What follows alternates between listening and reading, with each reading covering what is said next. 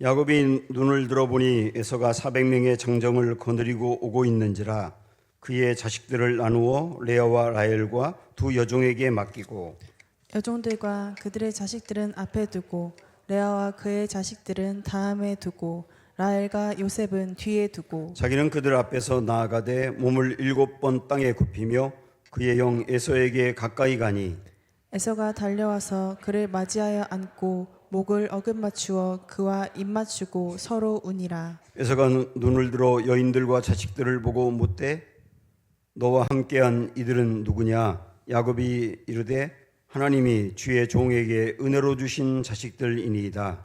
그때 여종들이 그의 자식들과 더불어 나와 절하고 레아도 그의 자식들과 더불어 나와 절하고 그 후에 요셉이 라헬과 더불어 나와 절하니 에서가 또 이르되 내가 만난 바 이 모든 때는 무슨 까닭이냐.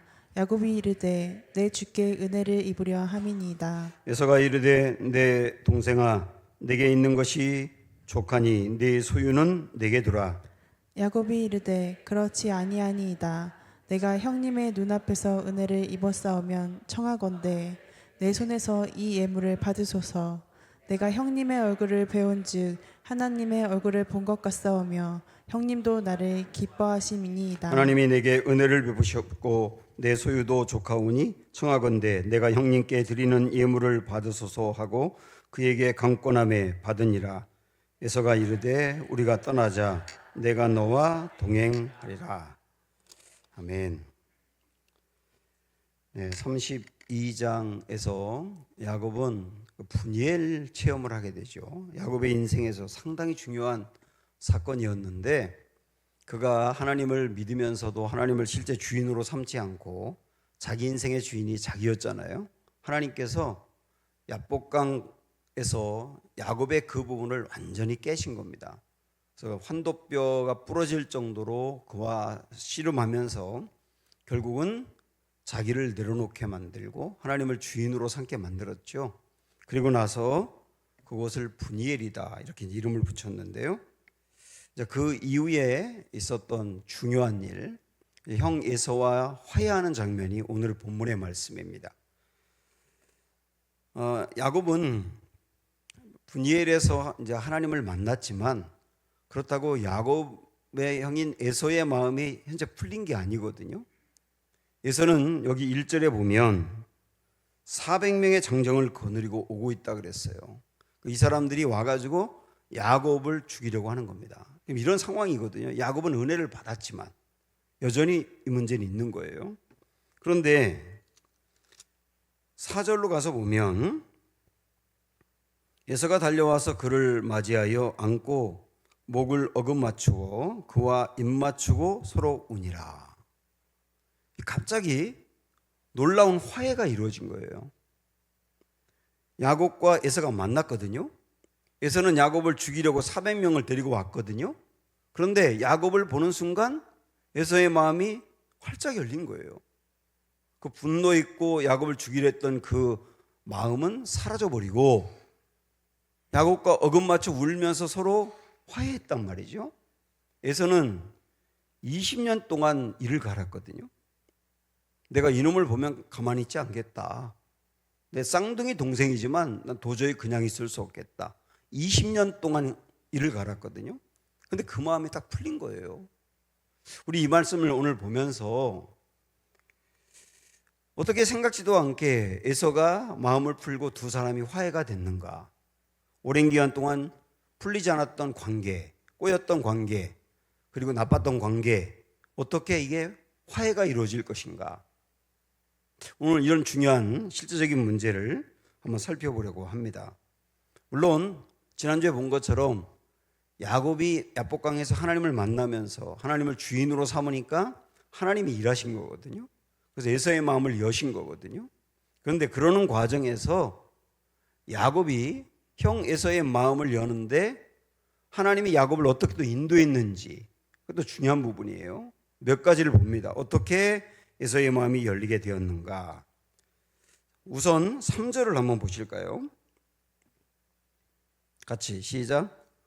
자기는 그들 앞에서 나아가되 몸을 7번 땅에 굽히며 그의 형 에서에게 가까이 가니. 여기 7번 몸을 굽혔다고 나오거든요. 7번 몸을 굽혔다. 그러니까 형 에서가 보이니까 야곱이 그렇게 한 겁니다. 7번 땅에 완전히 고개가 떨어질 정도로 7번 절을 한 거예요. 이거는 이때 당시에 어떤 왕이 행차할 때 그렇게 하거나 아니면 상당한 죄를 져가지고 그 상대방에게 나를 좀 용서해 달라고 구할 때 이런 표현을 한답니다. 7번 절한다고 하는 게. 근데 그렇게 한 거예요. 그렇게 한 거예요. 지금 에서는 야곱의 쌍둥이 형이지 않습니까? 먼저 태어나서 형이 된 거고 늦게 태어나서 동생이 된 것일 뿐 사실 두 사람은 같이 태어난 거잖아요. 근데 그런 관계인데 그 형 앞에서 7번 절을 한단 말이에요. 우리 이걸 어떻게 볼 수 있느냐면 야곱이 형 에서 앞에서 자존심을 완전히 죽이는 겁니다. 여기만이 아니거든요. 5절에 보면 에서가 눈을 들어 여인들과 자식들을 보고 묻되 너와 함께한 이들은 누구냐? 야곱이 이르되 하나님의 주의 종에게 은혜로 주신 자들이니이다. 하나님이 주의 종에게, 그러니까 자기를 뭐라고 말해요? 에서 앞에서 종이라고 말해요. 그 에서를 자기가 뭐라고 해요? 주라고 해요. 형 에서를 주라고 해요. 주님이라고 한단 말이에요. 주님. 그리고 자기를 종이라고 완전히 낮추는 겁니다. 그리고 자기의 처자식들도 역시 에서에게 절하게 만들어요. 이걸 봐도 야곱은 형 에서 앞에서 자존심을 완전히 내려놓는 거예요. 하나 더 보면 10절에 가서 볼까요? 여기서 야곱이 이르되 그렇지 아니하니이다.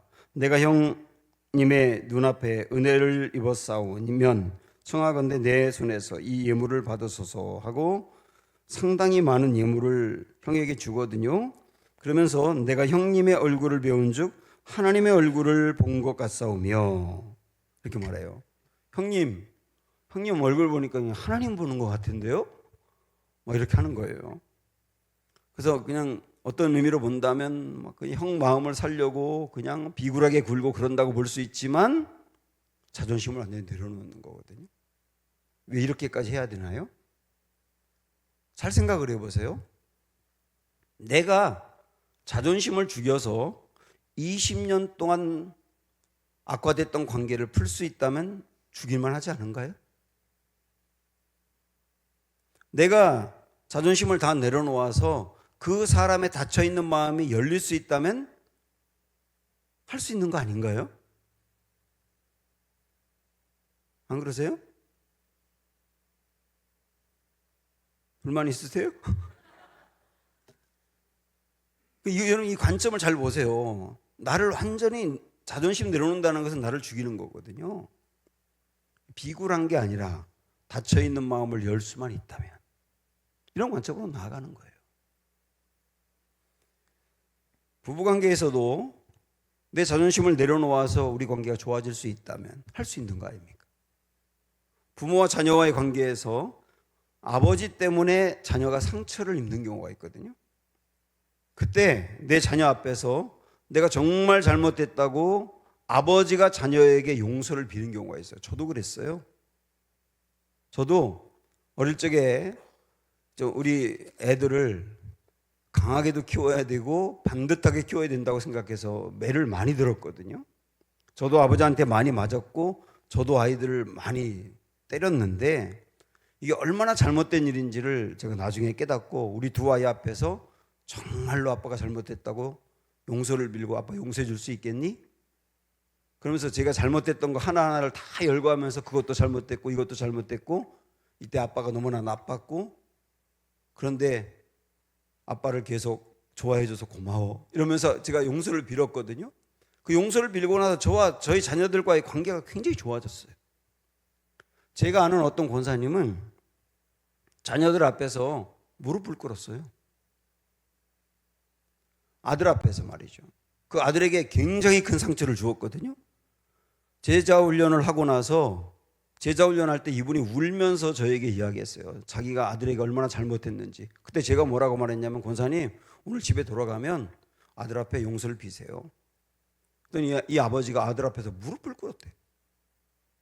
그리고 나서 그 아들과 오랫동안 거의 단절됐던 관계가 회복이 됐거든요. 내가 자존심을 내려놓아서 그 다친 마음을 열 수 있고 그 관계를 풀 수 있다면 할 수 있는 거 아닙니까? 야곱은 그렇게 한 거예요. 자, 또 하나, 에서의 마음이 열리기까지 야곱이 또 어떻게 했느냐, 이런 걸 보세요. 여러분, 아마도 에서는 야곱을 만날 때 이런 생각을 했을 거예요. 야곱 저놈 새끼 아주 뺀질거리고 꾀가 많고, 그러니까 아마 라반의 집에 가서도 돈 많이 벌었을 거야. 돈 많이 벌어가지고 아주 얼굴도 번드르르하니 기름기가 흐르고 옷도 아주 일부러 화려한 거 차려입고 내 앞에서 돈 많다고 뻐기면서 건들거리겠지? 이런 생각을 했을 거예요. 그리고서 야곱을 딱 만났는데 그 야곱의 모습에 충격을 받은 거예요. 왜 그렇습니까? 바로 야복강가에서 무슨 일이 있었죠?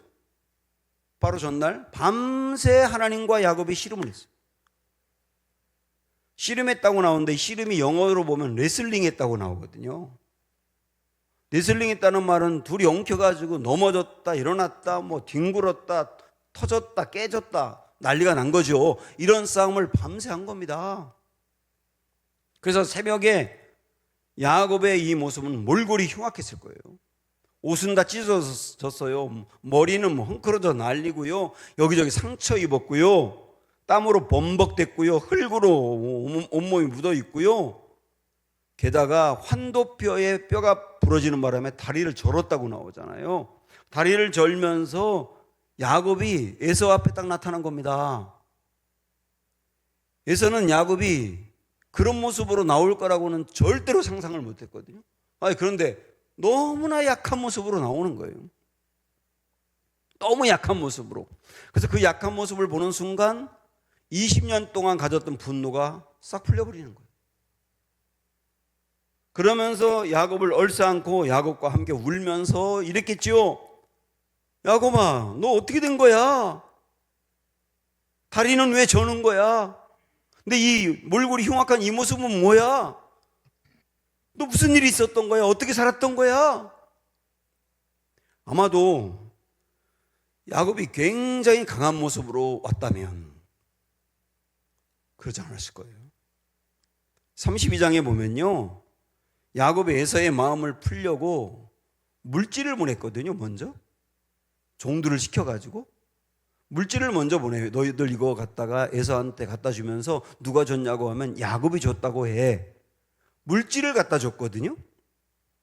뭐 그것도 필요할 수 있어요. 물질을 갖다 줬다는 것은 형 나에게도 돈 많은데 이거 형 가져요. 이거는 강한 모습으로 가는 거죠. 그런데 정반대로 완전히 약한 모습으로 야곱이 에서를 맞이한 거예요.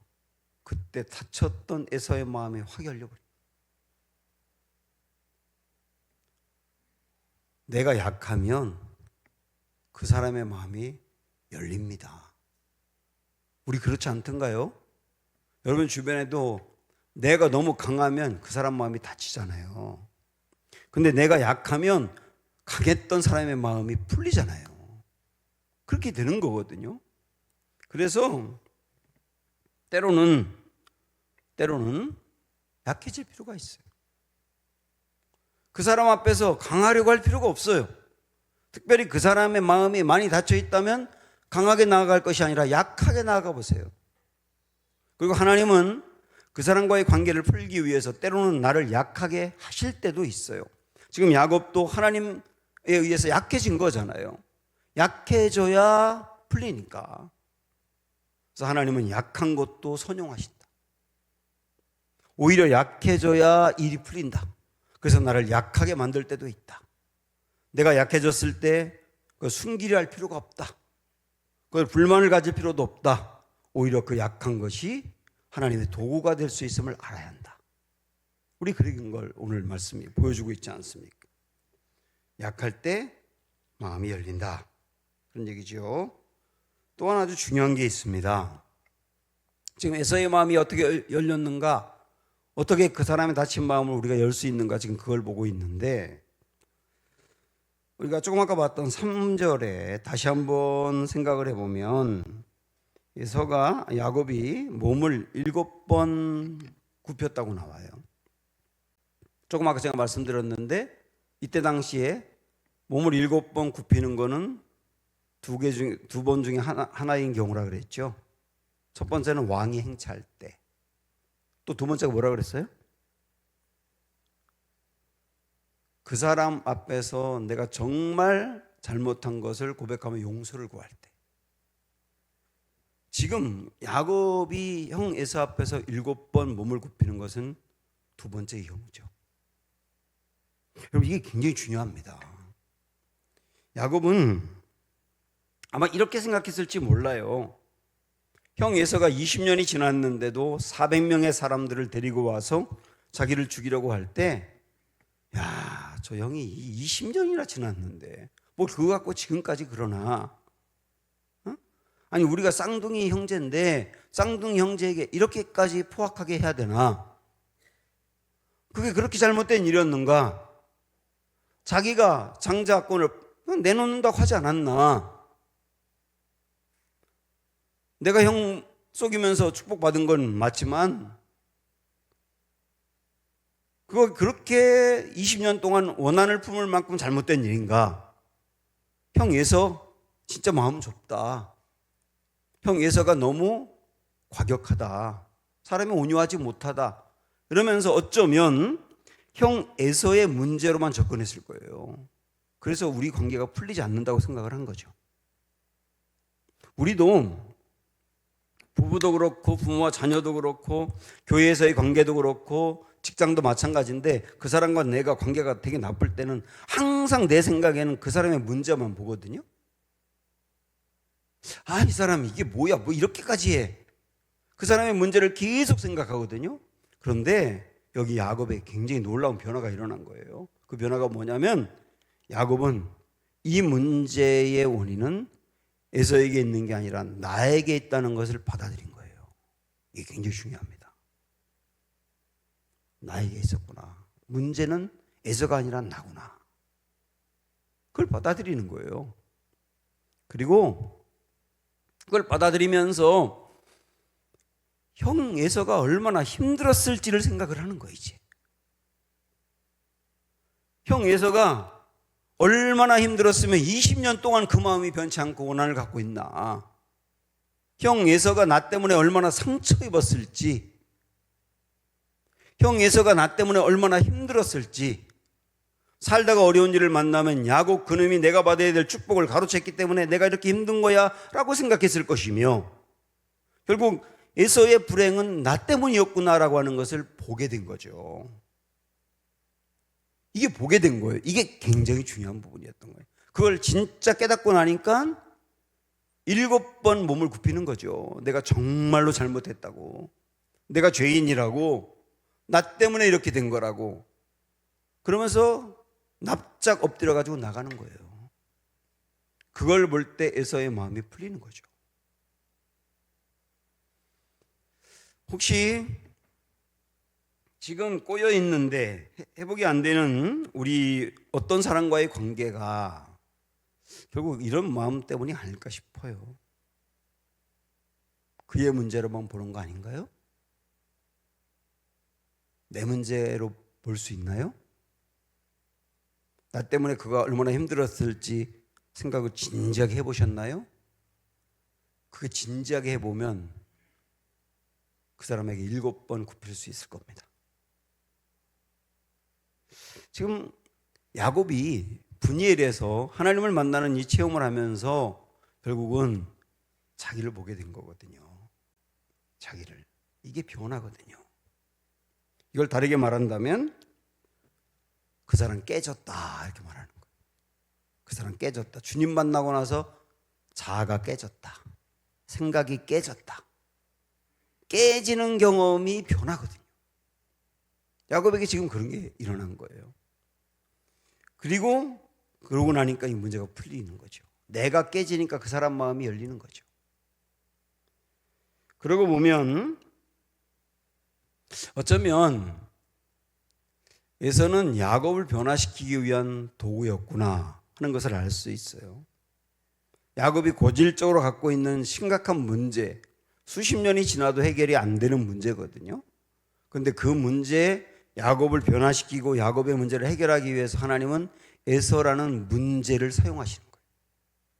그러고 본다면 우리 인생에도 에서라는 문제가 있습니다. 에서라는 문제. 풀지 못하는 문제거든요. 풀지 못하는 문제, 오랫동안 계속되는 문제, 이것이 구체적으로 생계의 문제일 수도 있고 자식의 문제일 수도 있고 내 진로의 문제일 수도 있고 재정의 문제일 수도 있고, 이 나에게도 에서라고 하는 게 있거든요. 우리는 그 에서라고 하는 문제가 내 앞에 있으면 계속 기도하는데 초점이 딱 하나예요. 그 에서라는 문제를 해결해 달라고만 하거든요. 여러분, 오늘 이 말씀에서 우리는 조금 눈을 열어서 에서라는 문제를 통하여 나를 보게 해주십시오. 나를 보게 해주십시오. 그리고 하나님을 보게 해주십시오. 그리고 근본적으로 해결되어야 될 부분이 무엇인지를 보게 해주십시오. 그렇다고 한다면, 그걸 통하여 정말 나를 볼 수 있다고 한다면 내 앞에 놓여있는 에서라고 하는 문제는 나를 변화시키는 좋은 도구가 될 겁니다. 하나님은 일시적으로 나에게 어떤 문제를 통하여 변화시켜 나가시는 것이죠. 오늘 우리에게 그것을 보여주는 거죠. 이렇게 해서 두 사람이 극적으로 화해를 이루었습니다. 잘 됐죠. 자, 화해가 되고 난 다음에 그 다음에 이제 오늘 두 번째 스테이지로 보면 12절로 나가서 볼까요? 에서가 이르되 우리가 떠나자 내가 너와 동행하리라. 이 말은 뭐냐면 형이 이제 동생에게 그러는 겁니다. 야곱아, 나와 함께 같이 가서 살자 그러는 거예요. 지금 에서는요, 세일이라고 하는 땅의 지배자입니다. 그 땅의 권력가가 된 거예요. 그래서 세일 땅의 권력가가 되었기 때문에 야곱이 가족이 많지만 야곱을 데리고 가더라도 그 땅에서 충분히 살 수가 있어요. 그러니까 내가 너를 보호할 것이고 내가 너와 함께 거기서 같이 살면 너도 안전하게 살 수 있을 거야. 그러니까 나 따라서 세일로 가자 이렇게 제안하는 겁니다. 그럼 여러분 어떻게 하시겠어요? 여러분이라면. 관계도 회복됐잖아요. 나와 함께 가자고 제안합니다. 그럼 여러분 어떻게 하시겠어요?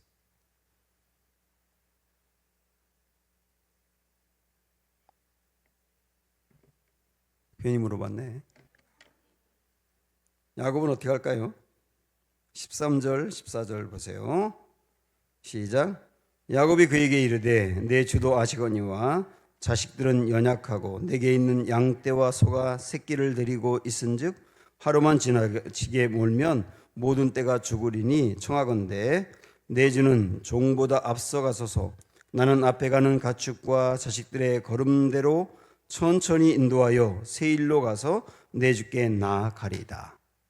실질적으로 거절한 거거든요. 형 에서에게 먼저 가라고 말하고 핑계를 댄 거예요. 우리 애들도 어리고 그다음에 가축들도 새끼가 많은데 너무 지나치게 빨리 몰면 죽을 수도 있기 때문에 천천히 몰아서 형님이 계신 세일로 갈 테니까 먼저 가세요. 그렇게 하고 거기로 안 갔거든요. 왜 그랬는가? 일단 이 일은 잘한 일입니다. 왜냐하면 형이 에서의 마음이 풀려가지고 야곱을 받아들였지만 형 에서가 상당히 격한 사람이거든요. 아주 강팍한 사람이란 말이에요. 그래서 지금은 마음이 풀렸지만 또다시 그 이전에 받았던 상처가 떠올라가지고 야곱과 함께 살 때 야곱을 공격할 수도 있다고 판단한 거죠. 그래서 당장 풀렸지만 이건 거리를 두는 게 좋겠다 이렇게 판단했을 수도 있는 거예요. 또 하나 안 간 중요한 이유가 뭐냐면 야곱은 에서를 따라가면 에서를 의지하고 살게 될 겁니다. 에서가 야곱을 책임진다고 한 것이나 마찬가지이기 때문에 에서를 의지하고 살게 될 거예요. 근데 야곱은 깨달았어요. 여러 과정들을 통하여 또 야복강가에서 주님 만나면서 내가 정말로 의지할 대상은 사람이어서는 안 된다는 걸 깨달은 거예요. 그리고 하나님이어야 된다고 깨달은 거예요. 그래서 거절을 한 거죠. 사랑하는 여러분, 우리는 사람을 사랑해야 합니다. 그 사람이 나에게 잘하든 못하든 사랑해야 되고요. 나에게 못되게 구는 사람이라 하더라도 사랑해야 합니다. 그러나 사랑한다고 해서 의지할 필요는 없어요. 사람은 절대로 의지하는 게 아닙니다. 시편 146편에서도 사람을 의지하지 말라 그랬어요. 아무리 귀인이라고 해도 의지하지 말라 그랬어요. 사람을 의지하는 게 아니에요. 부부도 의지하는 게 아니에요. 왜냐하면 사람을 의지하게 되면 반드시 실망하게 돼 있습니다. 그리고 상처를 입게 돼 있어요. 그리고 지나치게 사람을 의지하게 되면 갈라지게 돼 있어요. 사람을 의지하는 게 아니에요. 하나님만 의지하면 되는 거예요. 그걸 야곱은 깨달은 거예요.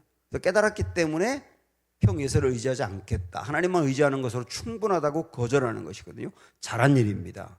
여기까지는 좋아요. 그런데 문제는 그 다음입니다.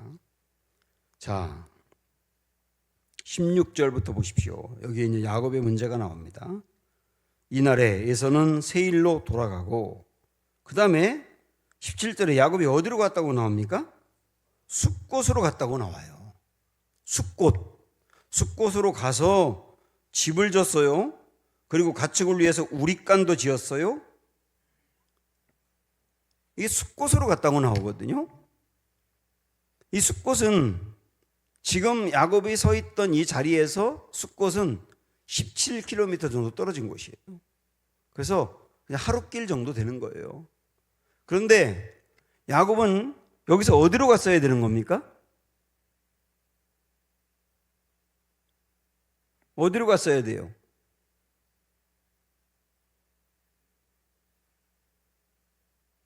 네? 베델로 갔어야 되는 거잖아요. 베델로. 베델이 여기서 사흘길 정도 되거든요. 3일길. 숫곳은 하루길. 자, 왜 베델로 갔어야 되느냐? 우리 잠깐 앞으로 가서 28장. 여러분 너무 겸손하셔가지고 대답을 안 해가지고.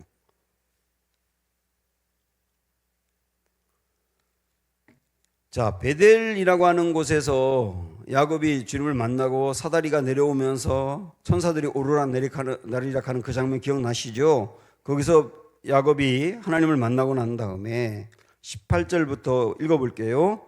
야곱이 아침에 일찍이 일어나 베개로 삼았던 돌을 가져다가 기둥으로 세우고 그 위에 기름을 붓고 그곳 이름을 베델이라 하였더라. 이 성의 옛 이름은 루스더라.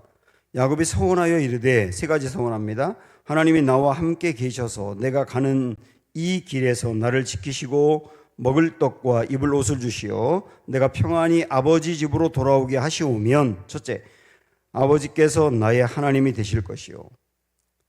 내가 진정으로 하나님을 나의 하나님을 인정하고 살겠다 그 얘기예요. 신앙적으로 살겠다 그 얘기죠. 22절에서 두 번째로 내가 기둥으로 세운 이 돌이 하나님의 집이 될 것이요. 이 말은 뭐냐면 내가 이곳에서 주님께 예배를 드리며 살겠다는 뜻입니다. 이게. 그 다음에 이어서 하나님께서 내게 주신 모든 것에서 10분의 1을 내가 반드시 하나님께 드리겠나이다. 11조를 드리겠다고 약속을 합니다. 이 세 가지 서원을 했어요.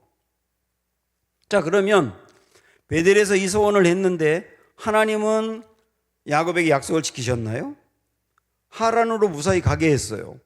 하란에서 20년 동안 살면서 여러 가지 어려운 일이 있었지만 많은 재산을 가지고 나오게 했죠. 가족도 많이 생겼고요. 그 다음에 결정적으로 형 에서와의 그 불편했던 관계를 하나님이 풀어주셨잖아요. 하나님은 야곱의 인생에 다 약속을 지키셨습니다. 그러면 이제 야곱이 지켜야 된단 말이에요. 그래서 야곱이 약속한 것처럼 베델로 가야 되는 거예요. 베델로 가서 약속한 대로 이렇게 살아야 되는 거예요. 그래서 형 에서를 만나고 화해한 다음에 베델로 가야 된다. 그런데 야곱은 어디로 갔다고요? 숫곳으로 갔다고요. 우리가 이걸 잘 상상을 해보면 왜 숲곳으로 갔을까 상상을 해보면 숲곳이 가까운 곳이거든요. 그리고 괜찮은 곳이거든요. 쉬기에 좋은 곳이거든요. 지금까지 야곱은 정말 큰 문제를 안고 있다 풀었어요. 그 문제. 형 에서와의 관계가 풀렸어요. 형 에서가 자기를 죽이려고 했던 이 문제 때문에 얼마나 시달렸는지 모르거든요. 근데 그 문제가 해결됐다고요. 큰 문제가 해결되고 나니까 이제 좀 쉬고 싶은 거예요. 그래서 3일 길로 가가지고 베델로 가기보다는 하루길 정도 되는 숲곳에 가서 잠시 쉬었다가 베델로 가야지라고 생각을 했을 거예요. 그리고 숲곳으로 간 거예요. 거기서 오늘 말씀에 간단하게 요약이 되어 있습니다만은 그곳에서 하루만 쉬었다, 이틀만 쉬었다, 조금만 더 쉬었다, 가야지 했는데 이게 웬걸 숲곳의 삶이 괜찮은 거예요. 그러니까 거기에 그냥 눌러버리기 시작하다가 집을 졌어요. 이 집은 텐트 같은 장막을 진 게 아니라 아예 건축을 한 거거든요. 그 말은 거기 눌러 살겠다는 뜻이잖아요. 우리간도 지었습니다. 가축을 위해서. 거기 눌러 살겠다는 거잖아요. 이렇게 돼버린 거예요. 우리가 큰 문제가 있으면 다 기도합니다. 큰 문제가 있는데도 기도 안 하면 갈 때까지 간 거죠. 큰 문제가 있으면 기도해요. 그 문제가 풀리기를 위해서 간절히 매달리고 그 다음에 거룩하게 살려고 애를 쓰고 하나님이 도와주셔야 되기 때문에 하나님 매일 붙들고 있고 그렇단 말이죠.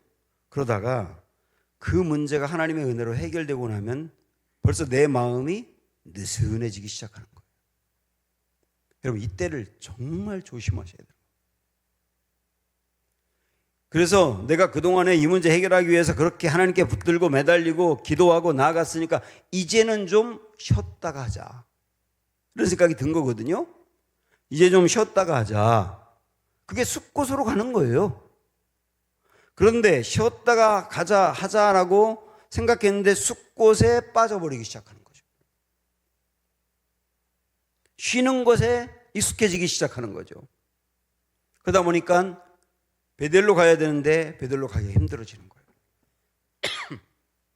우리 신앙의 문제를 얘기하는 겁니다.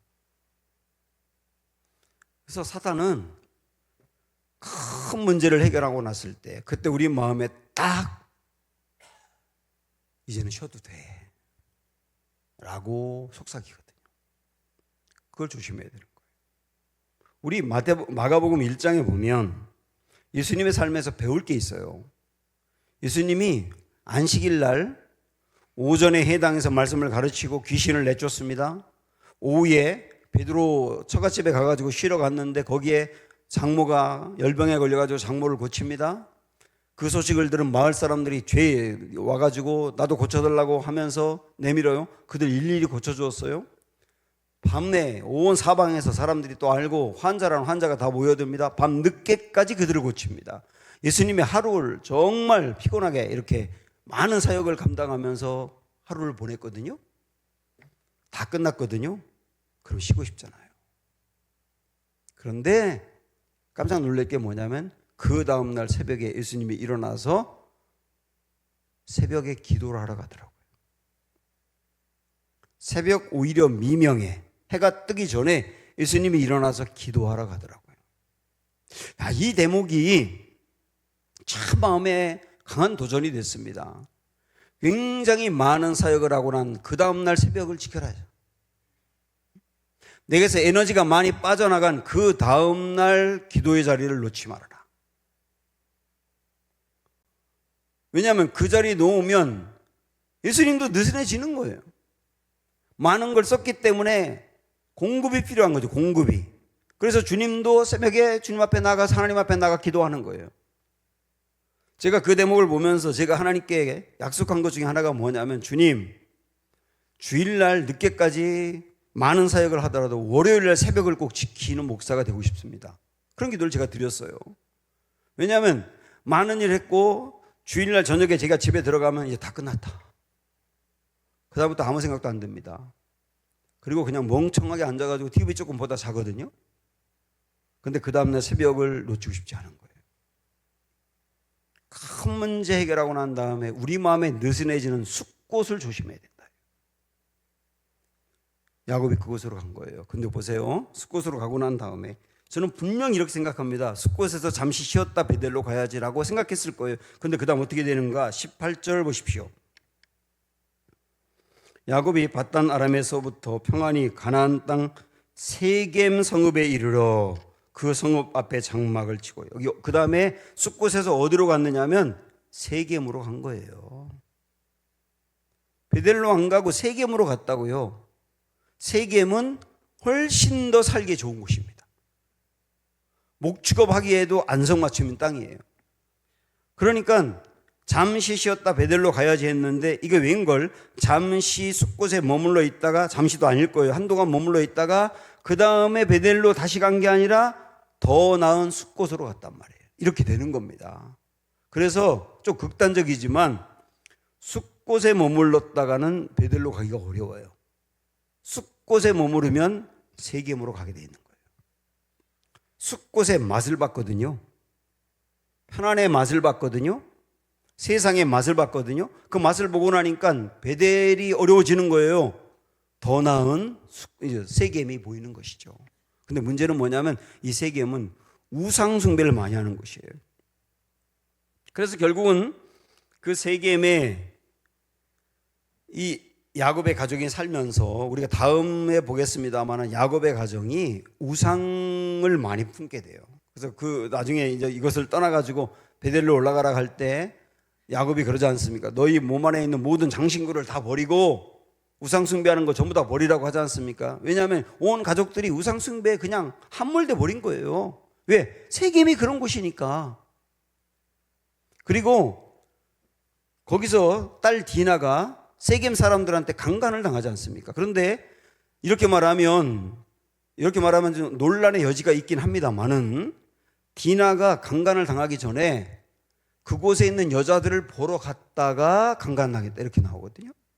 여기 그곳에 있는 여자들을 보러 갔다라고 하는 말은 단지 이곳에 있는 여자들은 어떻게 살지라고 그걸 보러 간 게 아니라 그 문화에 빠졌었다가 해요.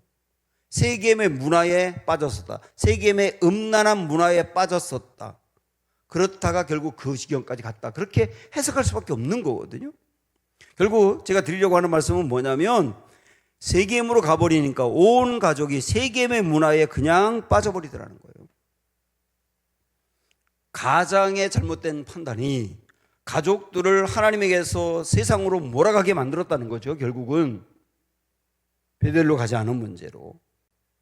그래서 우리 가장들은 항상 판단을 영적으로 해야 된다 그 말이죠.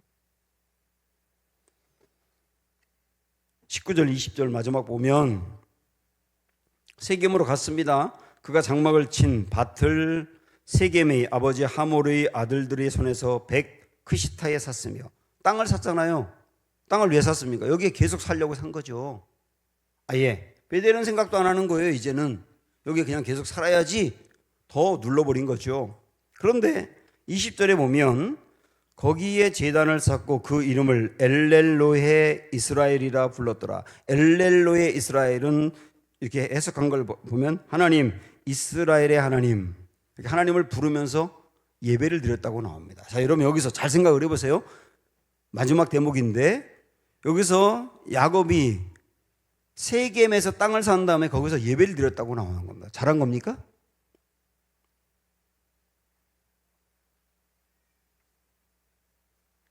잘한 거예요? 예배 드렸잖아요. 예배. 하나님이 가서는 안 된다고 한 땅에 간 거거든요. 그래도 예배는 드리지 않습니까? 이렇게 이해할까요? 절대로 그렇게 볼 수 있는 대목이 아니에요. 예배로 자기 잘못된 판단을 때우려고 할 수가 없다는 거예요. 때울 수가 없다는 거죠. 하나님이 원치 않는 곳에 가 있으면서 그래도 저 예배 드리잖아요. 하나님 원치 않은 삶을 살면서 그래도 저 따박따박 예배는 드리고 있잖아요. 이렇게 때울 거냐 말이에요. 그 용납될 수 없는 거다. 예배로 보충할 수 있는 게 아니다.